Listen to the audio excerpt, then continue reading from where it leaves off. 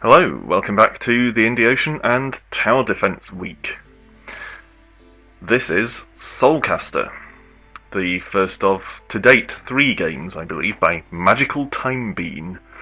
This one isn't strictly a tower defense game, but it does have a lot of qualities in common with tower defense, as you'll see. And it's definitely worth playing. Like many other Xbox indie games, it's a mere 80 Microsoft points, and I definitely got my money's worth out of it. Now, I didn't want to take you through from the beginning of the game because there's a lot of tutorial stuff, but I will show you the very beginning just to give you a simplified idea of what the mechanic is, and then I'll skip on a bit so you can see some more representative gameplay. So with this little old guy here, the Soulcaster, we've found a statue of Shadu, who is kind of a Robin Hood archer type guy, and we can summon him by pressing A. We can't actually attack any of these enemies ourselves, so we have to summon him to do it for us, and then we can recall him after we've done. And that's the basic mechanic. But there isn't just one. At this early stage we only have one guy, but we very quickly pick up 2 others. Aox, or Iox, who is assigned to X, and Bloodfire, who's assigned to B. And you can summon all 3 of them, or multiple versions of the same ones in any combination. And as time goes on, you can buy additional crystals that allow you to summon 4, 5 allies like this. Obviously, the more you can summon, the better. So at this point, as I say, just Shadu. And he got taken out there. So you'll see what happens then is he returns to me, but there's a delay of a couple of seconds. And I managed to survive by pulling the right trigger to use a Scroll of Ruin, which damages all enemies in your immediate vicinity. It doesn't necessarily kill them. At this early stage it does, but later on it doesn't. The only other item really that comes up is health potions, of which you can carry 3 at any one time, and they're used automatically when your health reaches a certain low point. So now we'll skip ahead to later so you can see how the game mechanics proper work.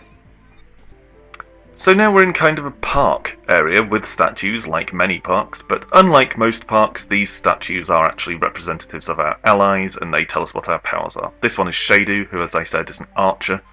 He attacks at range, but is weak up close and can't take much damage. This one is Bloodfire. He throws Molotov cocktails, and he can throw them over walls and things, but he explodes, causing damage to enemies and allies alike, if he's killed. And this one is Aox. And Aox is kind of the tank. He can take the most damage, and he does attack in return as well, but he's very, very short range. Basically, enemies have to be standing next to him to be damaged by him.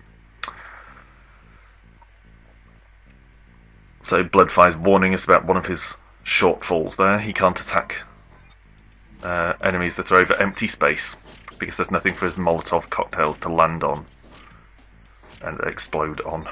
So use Shadu to take this lot out. This isn't a very exciting room. Pick up a Scroll of Ruin, and off we go. And this is how it goes room by room. And each room is almost a puzzle.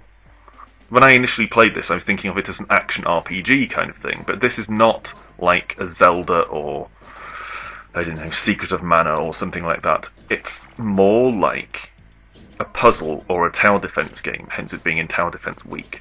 Your allies are basically turrets that you can place and reposition as you see fit, and you have to keep repositioning them as each room's waves of enemies unfold, and most of the time you have to outlast the incoming waves. And there are strategies for you to develop, of course. One of my main strategies is one we'll see soon, probably in another couple of rooms, where I try to sandwich enemies between versions of Aox. At this point, though, I'm just trying to use Aox to block off this narrow space, narrow entrance into the middle, and then have the more ranged allies, souls, I suppose, actually launch attacks against the enemies. Okay, this is quite a good room to show you kind of how the game works. You can see branching paths, but also narrow paths. So I block this one off, so the enemies can't get through, and then set up a couple of shadows further back to pop arrows into the enemies. Then when that's done, summon them back to me, move forward, block off the path again, set up Bloodfire. And you always want to set up Bloodfire with a bit of clearance around him, so that if for some reason he does get taken out, he won't damage the other allies or you. I mean, that does happen sometimes, but try to avoid it. This is a trader, a merchant, where you can buy the few items there are in the game, and more importantly, upgrades for your allies. So I'm taking upgraded damage for Shadu there. What else did I pick up here? Yep, an upgrade for Bloodfire's attacks. And a Razor Pike for Aox.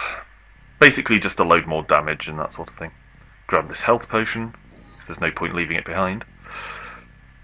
Drop Aox to block things in there, and pop down the others to lob out some ranged attacks.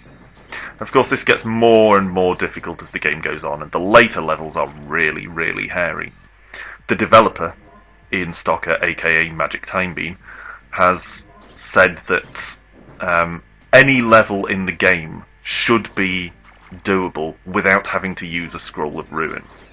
But I find that certainly from maybe halfway through the game or so, maybe even earlier than that, I can't get through any room without at least one Scroll of Ruin. Because it's just tough. Knowing exactly where to position your allies, and more importantly, doing so very, very quickly before the enemies surround you, is pretty tricky. But this game is actually easier, in my opinion, than the sequel, Soulcaster 2. Soulcaster 2 works in much the same way. It has a few refinements, but it's essentially more of the same. But I find it much harder. I finished Soulcaster 1, I haven't finished Soulcaster 2. Anyway, so this is Soulcaster, for those of you who either want something a bit different from tower defense, or fancy kind of an action RPG thing with a combat system that isn't turn-based or just swinging your sword at stuff. This is worth a go. I think it should appeal to both action RPG and tower defense type fans. This wraps up Tower Defense week on the Indie Ocean. Next week we'll have another themed week, so rejoin me then. Thanks for watching, and I will see you next time.